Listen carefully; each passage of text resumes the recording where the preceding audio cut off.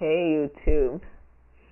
I haven't put up one of these in a while, so um hi, missed you guys. Um I my heart's really burdened today with something, so it's like usually when I put these things up it's to really say something, but it's kind of today to just get something I have on my heart, it kind of off my chest. Um like I was just lamenting, I guess, about the state of younger people getting divorced. I mean, uh, people in their late 20s, early 30s. Two of my male friends, two of people that I've heard of, are not even, well, one's 30 and one's 27, and they're divorcing. So I'm kind of lamenting what's going on. It's like an institution that God has created, and these two gentlemen are Christians, Christian gentlemen. Um, an institution that God has supposedly ordained and put together is so breaking apart. Um, and usually I have strong answers as to why things are going on and why things are happening. It's just, it's just so sad. We've become so cynical and so just,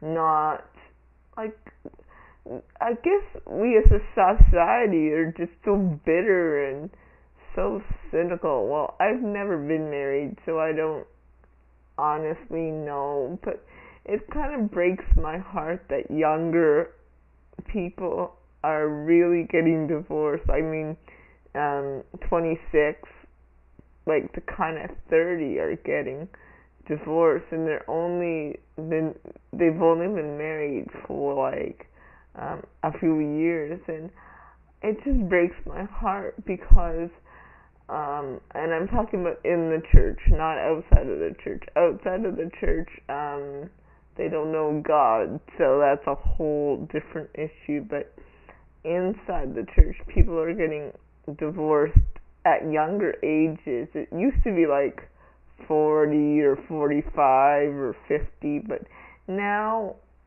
it's people in their late 20s, early 30s, and it kind of disturbs my heart because I think I'm just a true romantic, and I know marriage is not easy. Merging two lives is never easy, and I don't care what the books tell you, there's no quick and easy solution to a perfect marriage and whatever. I think people just need to make up in their minds that no matter what comes, um, deciding abuse or something like that, they're gonna stick it out. I think sometimes, with all the things around us, people don't have that staying power anymore, sticking power. So you don't see any more people married for 50 years, and sometimes people marry for the wrong reasons. And as I said, I've never been married, but I imagine it's hard, like merging two lives and stuff like that. And it just breaks my heart that an institution that God has created to be so wonderful and so blessed and so lovely is kind of falling apart. And it just kind of, I don't know, kind of breaks my heart. I think we've come, like, we think that love is supposed to feel good and whatever, and it is, but sometimes it's rough to love someone, and I don't think we in the church really understand what um, real love truly is. I think we think it's some kind of, fairy tale kind of thing, and it can be that, but there are times where I would gather anyway, it isn't that. There are times where it's hard. There are times where it pushes. There are times where personalities clash and personalities do certain things, but I think the main, I think, I think my heart is so grieved because this is something that God has created to be beautiful and wonderful and to create children from and to enjoy. I often wonder when I see married people, I often wonder, are they really enjoying their marriage? I see them often come into church, and I never see, like rarely, a married couple even holding hands when they come into church. They don't even act like they're married. They don't even talk to each other like they're married. They talk to each other like they kind of not yell and scream, but they're kind of blasé about it. Anyway, I can tell you as a single person, marriage is a gift from God that God has created, and married people, I guess have to look at it as such. It's a gift, and singleness is a gift too, but that's a different story. I'll do something else with singleness. But I think as a single person, when I see marriage just kind of breaking up and kind of shutting down, I'm like, honestly, I think, well, is it worth it? And I think a lot of people are like me, single people are really saying in and out of the church, is it worth it? Or can we just live together without the paperwork, so that way if something goes wrong, we can just leave and call it quits without the divorcing proceedings and without all the money that it takes to go into divorce. So I'm not saying that it's right, but I think that's the mentality of a lot of people in the world anyways, and people in the church get married, I think, sometimes for the wrong reasons. They get married because they're lonely and they need security, and their sex drive is killing them. I can attest to that.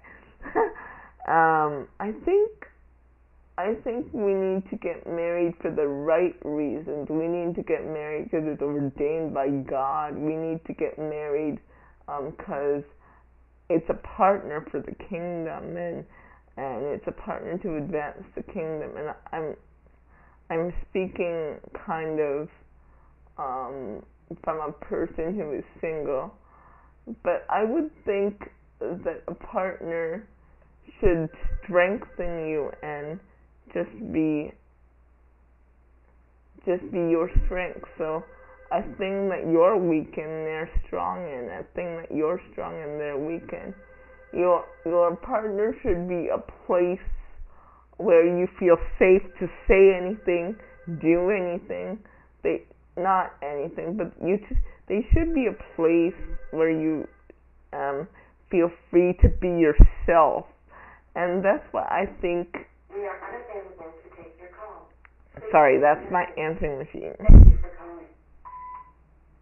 I think sometimes in dating, we kind of get the wrong idea. We think that it's some kind of, we show off all the good stuff, and we dress up all the time, and we have a smile on our face all the time, and we don't show our weaknesses when we're dating.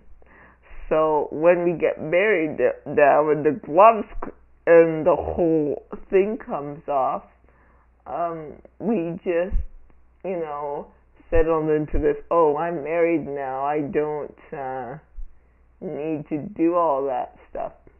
So I would think God God's been speaking to me a lot about dating because I'm 27 and I'm at the age where marriage has been on my mind. So God has been speaking to me a lot about like just when you're dating and first of all, you need to pray through the dating process. What I mean by praying through the dating process, you don't just date someone because they're cute or sexy, or you think, ooh, that person has a lot of money, or you think, ooh, that person is spiritual.